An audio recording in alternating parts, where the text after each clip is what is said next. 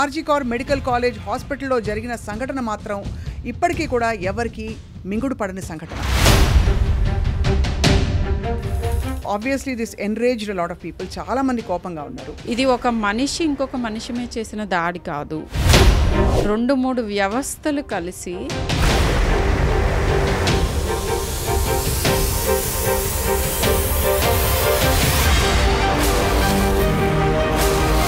This is like a black mark and threat to our. కేవలం ఒక కామాంధుడు rape చేయడానికి వచ్చి లేకపోతే ఆ క్షణంలో బలహీన క్షణంలో చేసిన సంఘటనగా ఇది కనిపించట్లేదు. ఇంత కిరాతకంగా అమ్మాయిని హతమార్చాల్సిన అవసరం అంటే ఎంత రెసిస్టెన్స్ ఉంటే అలాంటి గాయాలు ఉంటాయి. Obviously well planned. ఈ 2 టెంపుల్స్ మీద తప్ప అన్ని చోట్ల ఇంజరీస్ ఉన్నాయి.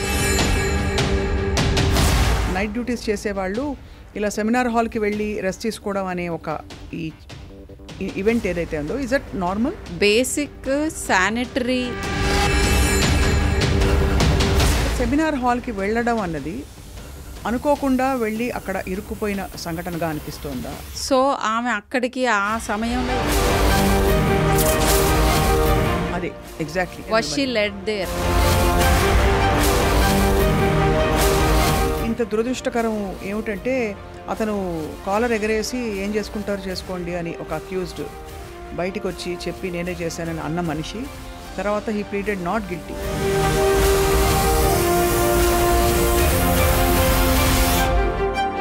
I think that is justice. 10 మంది అమ్మాయిలు బలైపోతే ఒక 2 చట్టాలు వస్తున్నాయి. అవి అమలు చేయడానికి ఇంకో 20 మంది బలవాల్సిన పరిస్థితి. ఖచ్చితంగా ఎవరో కసితో హర్ట్ చేయాలి, హార్మ్ చేయాలని చేసిన క్రైమ్ గానే ఇది. హర్ట్ అండ్ హార్మ్ ఒక్కటే కాదు, they wanted.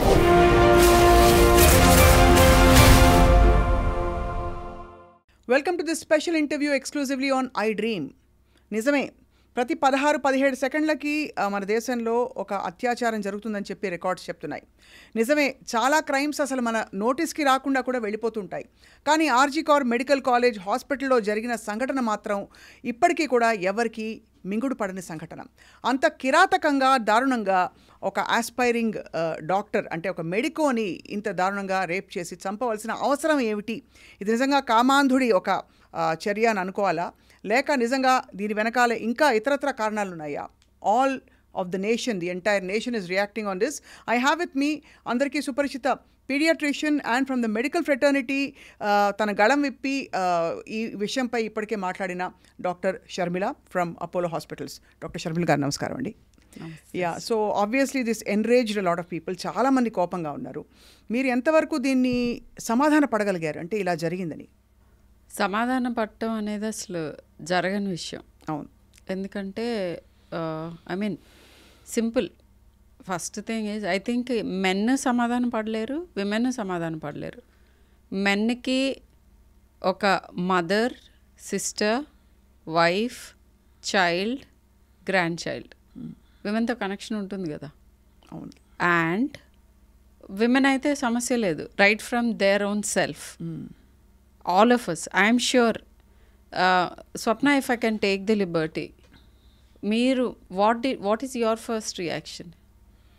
You must have interviewed many people, but I want to know your take on it. My take is obviously I mean state of shock.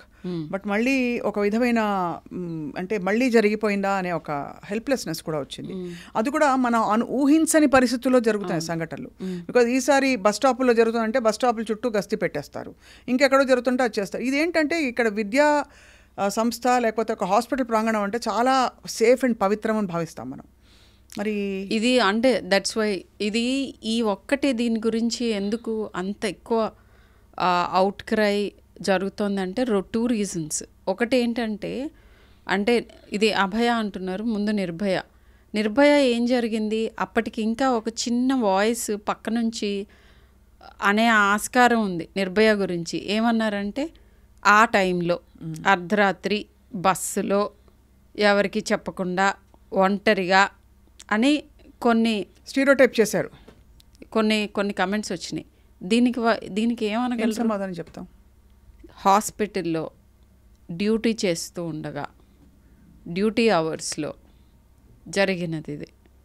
And ఇంతమంది doctors రోడ్ల మీదకి వచ్చి, doctors అని అంటే మామూలు కార్మికులు కాదు, బాగా చదువుకుని వాళ్ళు ఐ యామ్ యువర్ సేవియర్ అని చెప్తున్న ప్రాసెస్లో సేవ్ మీ అని అడగాల్సిన పరిస్థితి వచ్చింది. అంటే while I'm trying to save you, right, నాకు మినిమం సెక్యూరిటీ లేకుండా నేను నిన్ను ఎలా సేవ్ చేస్తాను? The most important, if I can call it, commodity health ప్రొవైడర్స్కే వాళ్ళ ఓన్ సెక్యూరిటీ, హెల్త్ సంగతి వదిలేయండి, బేసిక్ హ్యూమన్ సెక్యూరిటీ అంటే I have a right to live, I have a right to live respectfully.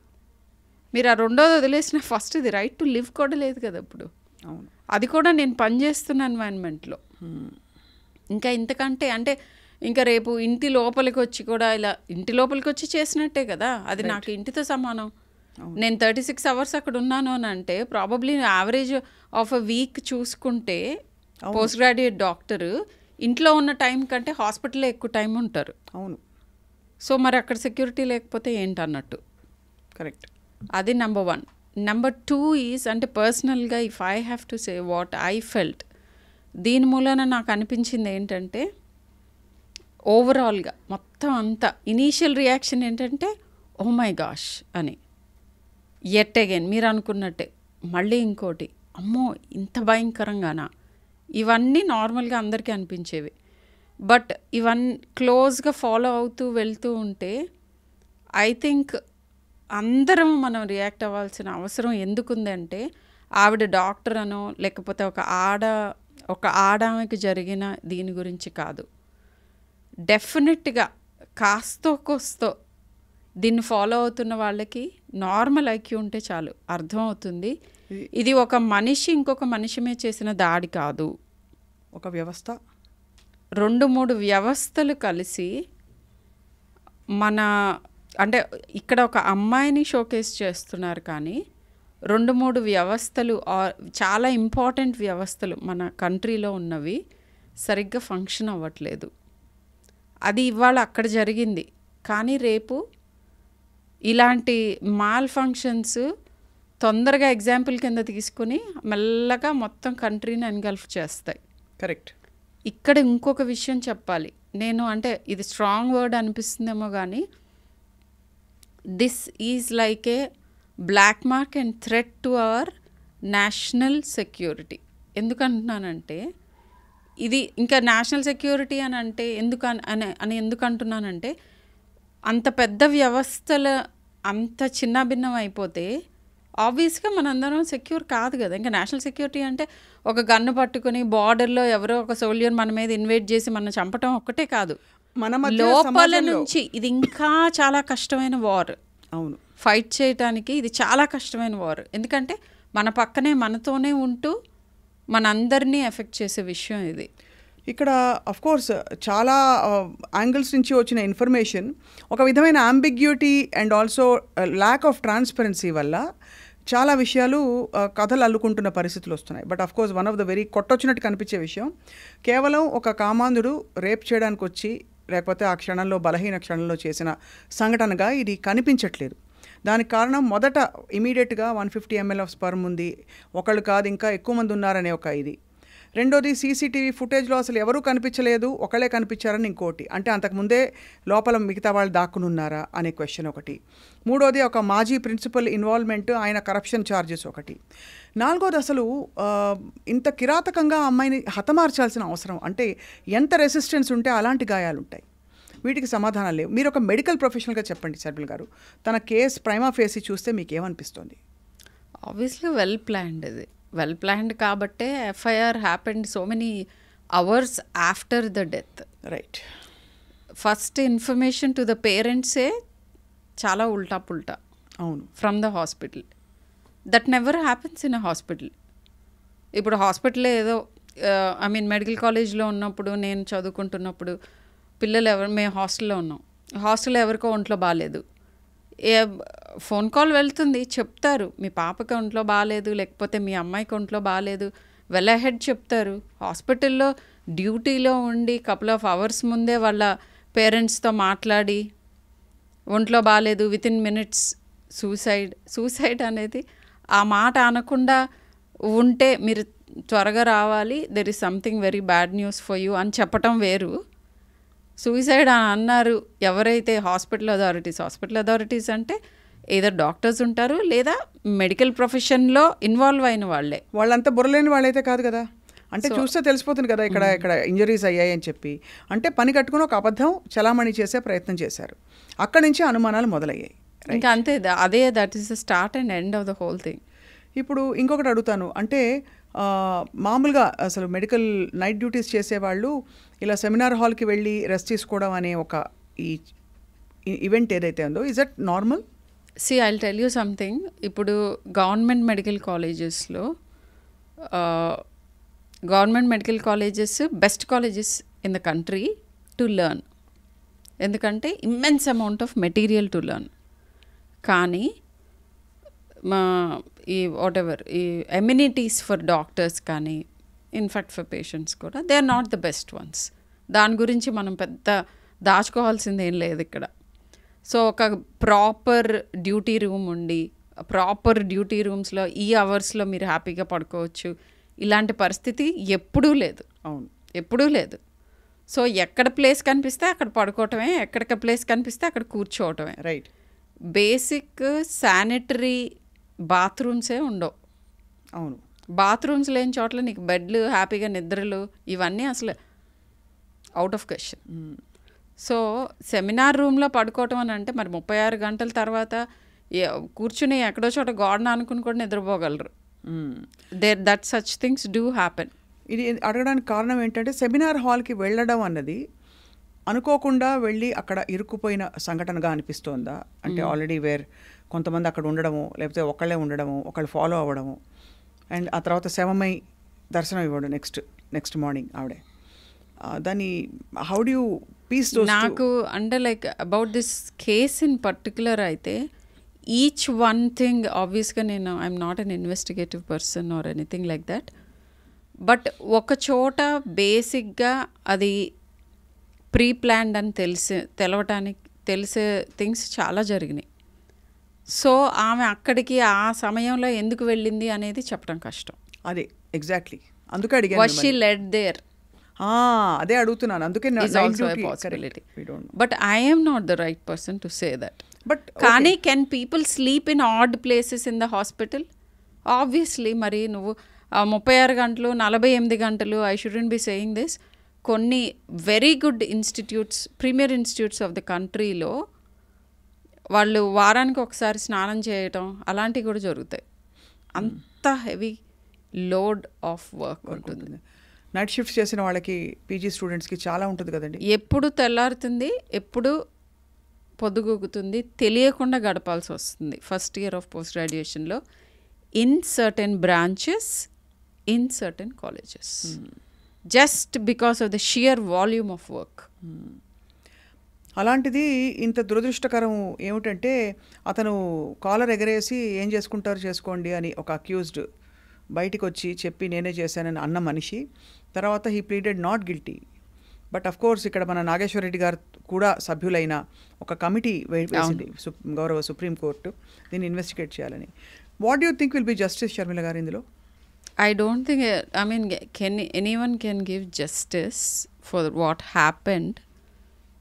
Yes, అంటే justice ఎప్పుడు అంటే when will probably her soul rest in peace అని అడిగితే దీని మూలంగా significant amount of what you say amenities పెంచితే, అంటే బెటర్ ప్లేసెస్ టు వర్క్ అనేవి ప్రొవైడ్ చేయగలిగే లాస్ కానీ సీరియస్ డెసిషన్స్ కానీ జరిగితే మెడికల్ ఫ్రెటర్నిటీ వరకు, బికాజ్ ఇది మెడికల్ ఫ్రెటర్నిటీ కేసు లాగా చూస్తున్నారు.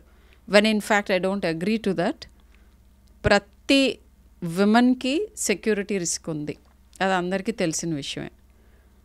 పర్టికులర్లీ నీ వర్క్ ప్లేస్లో అది కూడా ఇలాంటి ప్రొఫెషన్ చేస్తున్న ఒక మహిళకి జరిగింది అని అంటే ఆవిడ death at least doctors basic amenities, అంటే గవర్నమెంట్ హాస్పిటల్లో పనిచేస్తున్న నేనైతే పిల్లలనే అంటాను. She's a 30-year-old. But government medical college enter అయ్యేటప్పుడు మా వయసు it will be 17-18. Back in those days it was 17, ఇప్పుడు 18 years. పసిపిల్లలు నాకైతే. అవును, 18 years. 18 years ఏజ్లో ఆ కాలేజ్లోకి ఎంటర్ అవుతూ ఆల్మోస్ట్ అంటే చాలా ఫ్యాకల్టీస్ డెవలప్ అవ్వవు స్వప్న. మాకు ఇంటెన్సిటీ ఆఫ్ వర్క్ ఎట్లా ఉంటుందంటే బేసిక్ అందరికీ ఉన్న కొన్ని డిఫెన్సెస్ కూడా చాలామంది మెడికల్ పీపుల్కి ఉండవు 35 ఏళ్ళ లోపు. ఎందుకంటే ఇంటెన్స్గా 16 గంటలు చదవటం వర్క్ చేయటం ఈ రెండింటి మధ్యలో షిఫ్ట్ అవుతూ ఉంటుంది బ్రెయిన్. సో మిగతా సోషల్ స్కిల్స్ చాలా వరకు డెవలప్ అవ్వవు. అవన్నీ డెవలప్ అయ్యి ఉండుంటే maybe this doctor in question ఎక్కడ ధిక్కారం చూపించకూడదు అనేది ఆవిడికి తెలిసి ఉండేదేమో. అవును. With this I think I rest my case. You rest your case and but tell me this. కానీ దీని మూలంగా ఇప్పుడు నిర్భయ మూలంగా ఎవరు లాస్ వచ్చాయి, అలానే ఈ అవుట్రోర్ మూలాన మేబీ ఇంకా కొంతమంది ఇలాంటి పరిస్థితిలో పడకుండా మనకి గనక లాస్ ఏమన్నా మార్చినా మెడికల్ కాలేజీల్లో కానీ డాక్టర్స్కి కానీ వైలెన్స్ వాళ్ళ మీద చూపించకుండా ఉండటానికి ఏమన్నా మార్పులు చేసినా right, I think that is justice. కానీ నిజంగా ఇది ఒక డెటరెంట్ కాకూడదు. ఫర్ ఎగ్జాంపుల్ అమ్మాయిలు మెడికల్ కాలేజ్ అంటేనే కొంచెం రఫ్ లైఫ్ అని తెలుసు అందరికీ. ఆడపిల్లల్ని పంపించడానికి జంకుతారు. But we have some fabulous doctors in the country, like we have you and we have so many other people. ఇప్పుడు ఈ ఇన్సిడెంట్ తర్వాత ఏం జరుగుతుందా అని హాస్టల్స్కి పంపించడానికి అమ్మాయిల్ని ఒకటి. రెండోది, గొంతెత్తి ప్రశ్నించమని మనం చెప్తాము. ఎవరు ఏం ప్రశ్నిస్తే ఎలాంటి సంఘటనలకి దారి తీస్తుందో తెలియని ఒక నార్మల్ బేసిక్ సేఫ్టీ కూడా లేని ఎన్వైరన్మెంట్. అంటే ఒక 10 మంది అమ్మాయిలు బలైపోతే ఒక 2 చట్టాలు వస్తున్నాయి. అవి అమలు చేయడానికి ఇంకో 20 మంది బలవాల్సిన పరిస్థితి లేదు. 10 మంది విజిబుల్గా బలైతే అది ఇన్విజిబుల్. ఇప్పుడు ఈవిడిది it became big thanks to social media, thanks to many things. కానీ ఇంకా కూడా చాలామంది చాలా రకాలుగా మొలెస్ట్ అవుతున్నారు, రేప్ అవుతున్నారు, వయలెన్స్ చూపిస్తున్నారు. నేను ఇక్కడ ఉంటే ఆడపిల్లలు అనేది చెప్పాను, మగపిల్లల మీద కూడా జరుగుతున్నాయి.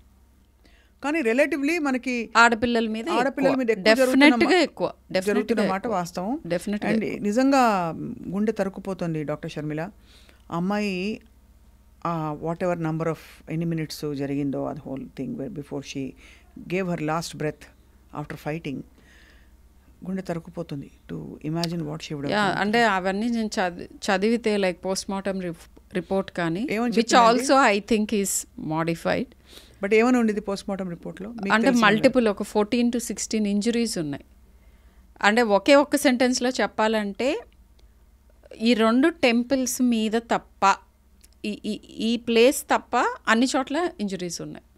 ఈ ప్లేస్లో లేకపోవడాన్ని అంటే వాట్ యు సీ? అంటే వాళ్ళకి ఇంకా ఎలా డిస్క్రైబ్ చేయాలో తెలియక ఎక్కడ లేవని వెతికినట్టున్నారు, ఎక్కడ ఉన్నాయి అన్నకంటే. That is the sad thing. కానీ అదే ఇక్కడ ఉన్నది అని చెప్పుకుంటూ పోతే అన్ని చోట్ల ఉంది. సో ఎక్కడ లేదు అని చెప్పాలని అంటే ఓకే ఇక్కడ ఒక చోట లేదు అని ఎక్కడో కాస్త భూతద్దం వేసుకుని వెతికితే వాళ్ళకి ఒక చిన్న స్పేస్ దొరికినట్టు. ఖచ్చితంగా ఎవరో కసితో హర్ట్ చేయాలి, హార్మ్ చేయాలని చేసిన క్రైమ్ గానే ఇది. హర్ట్ అండ్ హార్మ్ ఒక్కటే కాదు, they wanted to give a message to many people at large. అది that is what actually makes me feel very, I would say frightened, sad and hopeless. So now ఇక్కడి నుంచి ఏం జరుగుతుంది అనేది మనకి ఇంకా మన ఫ్యూచర్ ఎలా ఉంటుంది అనేది డిటర్మిన్ చేస్తుంది, మన country future. And at this point I have to tell you, ఇది మన నేషనల్ దాన్ని ఏమంటామంటే లైక్ రెప్యుటేషన్ కూడా ఎఫెక్ట్ చేస్తుంది. నేనేమి అవుట్ ఆఫ్ ప్రపోర్షన్ మాట్లాడట్లా, ఫస్ట్ హ్యాండే చెప్తున్నాను. లేదండి, ఆల్రెడీ నేను ఆస్ట్రేలియన్ స్టూడెంట్స్కి టీచ్ చేస్తాను. వాళ్ళు మన కంట్రీ వచ్చి నేర్చుకుంటున్నారు. First time in the world అపోలోలో ఈ జాయింట్ ప్రోగ్రామ్ ఉంది.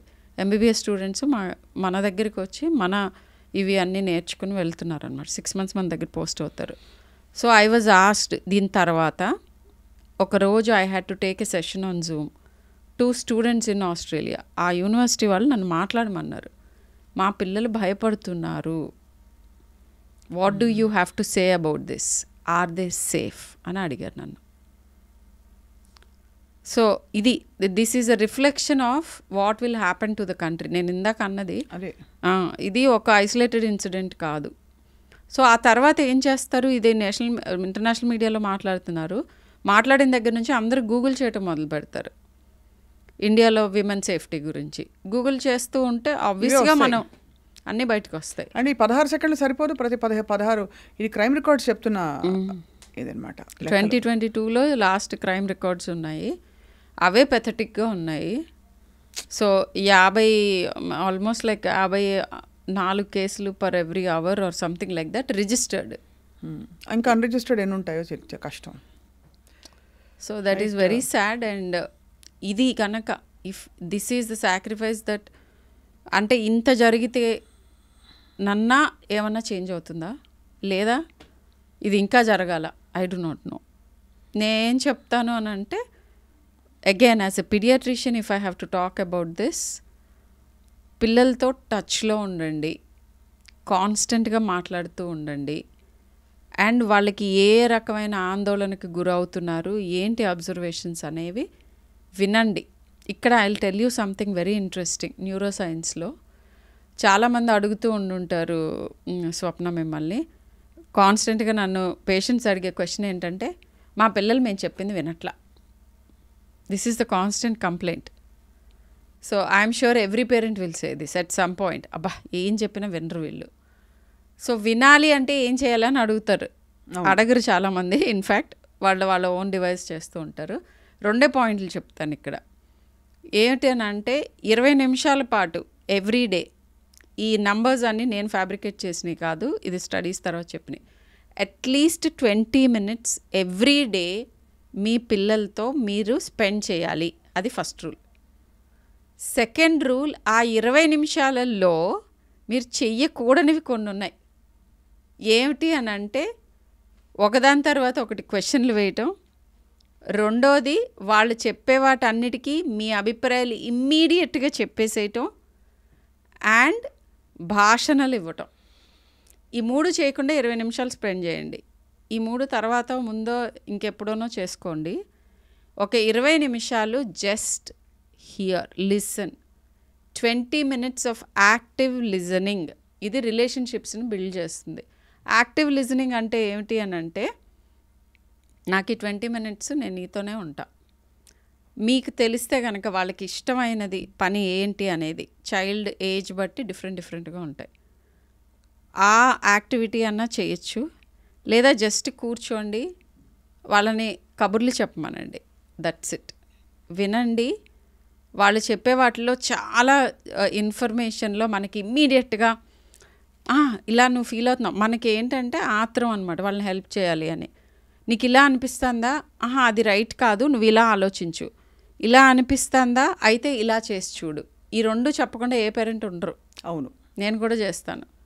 ఇమ్మీడియట్గా why can't you just listen అంటుంది మా అమ్మాయి, which is very very important. మీరు ఏమి జడ్జ్ చేయకుండా, ఏం సలహాలు ఇవ్వకుండా వాళ్ళు చెప్పే వినండి. విన్న తర్వాత కొంచెం పాజ్ ఇచ్చి కొంచెం టైం ఇస్తే వాళ్ళే మిమ్మల్ని అడుగుతారు, నువ్వేమనుకుంటున్నావు, లేదా ఎలా చేస్తే బాగుంటుంది అని. డైలీ రిచువల్ చేసే వాళ్ళకి కమ్యూనికేషన్ గ్యాప్ ఉండదు. అండ్ అప్పుడు మీ పిల్లలు మిమ్మల్ని వినటం మొదలు పెడతారు. ఫస్ట్ మీరు వినాలి, తర్వాతే వాళ్ళు వింటారు. సో ఇది ఈ సందర్భంలో ఎందుకు చెప్తున్నానంటే, పిల్లలతో డైలీ కమ్యూనికేషన్ గ్యాప్ లేకుండా ఉంచుకుంటే వాళ్ళ మనసుల్లో జరుగుతున్నాయి, వాళ్ళ లైఫ్లో జరుగుతున్నాయి, అది ఏ ఏజ్ అయినా కానీ, ఇప్పుడు ఈ 30 ఏళ్ళ డాక్టర్కైనా కూడా తెలుస్తాయి. అండ్ కాన్ఫిడెన్స్ బిల్డ్ అవుతుంది. ఓకే, మీరు చెప్పేవి ఒకవేళ కనుక మీరు చెప్పగలిగిన సమస్యలు అయితే, మీరు సాల్వ్ చేయగలిగిన అయితే మీరు చెప్తారు సొల్యూషన్ వాళ్ళు అడిగిన తర్వాత. లేకపోతే ఎవరిని అప్రోచ్ అవ్వాలి, ఎలా సాల్వ్ చేసుకున్నారు, మీ ఓన్ స్టోరీస్ మీరు చెప్పచ్చు, అలా వాళ్ళు చేసుకోవచ్చు. అలా ఈ కమ్యూనికేషన్ లూప్ ఉంటే కనుక మేబీ వాళ్ళకి కొన్ని తీవ్రమైన భావ ఉద్వేగాలు కలిగినప్పుడు మీరు వాటిని అక్కడ ఆపగలుగుతారేమో, కొన్ని ప్రాబ్లమ్స్లోకి వెళ్లకుండా ఆపగలరేమో. Right way to reform the society or right way to let your voice be heard. వాళ్ళకేవో చెప్పాలని ఉంటుంది, చెయ్యాలని ఉంటుంది పర్టికులర్గా. So channelling their emotion basically, వాళ్ళ ఎమోషన్ని, వాళ్ళ ప్యాషన్ని, వాళ్ళ డ్రైవ్ని ఛానల్ చేయడానికి, ఛానల్ చేసి సేఫ్గా వాటిని ఎక్స్ప్రెస్ చేయడానికి. ఇప్పుడు మనకి సేఫ్టీ ఇంపార్టెంట్, ఎందుకంటే maybe she went the unsafe way and అక్కడ ఎక్కడో ఏదో బెడ్స్ కొట్టి ప్రాణాల మీదకే తెచ్చుకుంటాను. సో చాలా very very valuable and valid point ఇది Sharmila garu, in developing well rounded personalities. అంటే పిల్లలే కదా ఎదిగి ఈ స్టేజ్కి వస్తారు. ఇప్పుడున్న ప్రజెంట్ స్టేట్ ఆఫ్ ద వరల్డ్లో క్రైమ్ తగ్గటం అనేది I don't see it anywhere. Crime తగ్గదు. మనల్ని ఈచ్ వన్ ఇండివిజువల్ ఎలా కాపాడుకోవాలి, క్రైమ్ తగ్గుతుంది. మనందరం కలెక్టివ్గా each one of us think about it and ఎవరికి వాళ్ళ పిల్లల్ని సవరించుకుంటూ పోతే తగ్గుతుంది. So again it starts at home. Correct. Each హోమ్లోనూ రిఫార్మేషన్ వస్తే డెఫినెట్గా సొసైటీ రిఫార్మ్ అవుతుంది. బట్ ఆ రిఫార్మింగ్ ఫస్ట్ థింగ్ ఈజ్ మీ పిల్లల్ని కాపాడుకోవటం, రెండోది మీ పిల్లలు వేరే వాళ్ళని హామ్ చేయకుండా ఉండటం, అండ్ ఏ మాట ఏ రకంగా ఎలాంటి వాతావరణంలో ఎలా ఎక్స్ప్రెస్ చేయాలి ఇవన్నీ నేర్పించటం. ఇవన్నీ జరగాలి అని అంటే single most important thing time spent with your child. ముందు పేరెంట్స్ కూడా తిన్నగా ఉండాలి, వాళ్ళ ఆలోచనలు ఎక్స్ట్రీమ్గా ఉండకుండా చాలా చోట్ల మెంటల్ హెల్త్ ఇష్యూస్ ఉన్న పిల్లల్లో నేను చూసింది ఏంటంటే వన్ ఆఫ్ ద పేరెంట్కి సిమిలర్ మెంటల్ హెల్త్ ఇష్యూ ఉంటుంది. 100%. సో ఇది మనం ఓపెన్ మైండ్తో ఉండి మన పిల్లలతో మనకున్న ప్రాబ్లమ్ని డిస్కస్ చేయటానికి వెళ్ళాలి. వాళ్ళు చెప్పింది ఓపెన్ మైండ్తో విని, కొన్నిసార్లు కొంతమంది parents they come fourth with the information. చాలాసార్లు నేను అడిగి తెలుసుకుంటే తెలుస్తుంది. రైట్, చెప్తాను. It is never too late. మిమ్మల్ని మీరు రిఫార్మ్ చేసుకోవచ్చు, మీ పిల్లల్ని హెల్ప్ చేయొచ్చు. ఇది చాలా ఈ ప్రాసెస్ చాలా అవసరం. బహుశా ఫ్యూచర్ జనరేషన్స్కి ఇంకా కొంచెం సెల్ఫ్ ప్రొటెక్షను, సెల్ఫ్ మోడరేషన్ అనే ఒక ఇన్స్టింక్ట్ రావడానికి. చాలా very very thought provoking discussion doctor Sharmila. I think let's wait and hope that justice will prevail. And ఇంత జరిగినందుకు, ఇంత దారుణం జరిగిపోయాక అట్లీస్ట్ వ్యవస్థ నిద్రపోలేదు, ఖచ్చితంగా దీన్ని ప్రోబ్ చేసి దోషులకి శిక్ష పడాలని చెప్పి. అలాగే I can only hope and we can only hope and we can only wish it happens before it catches. అంటే ఇదే వ్యాధి ఇంకా ఎక్కువ ప్రబలిపోకుండా ఉండాలని కోరుకోవటమే. Right. Thank you so much doctor Sharmila for this conversation. Thank you.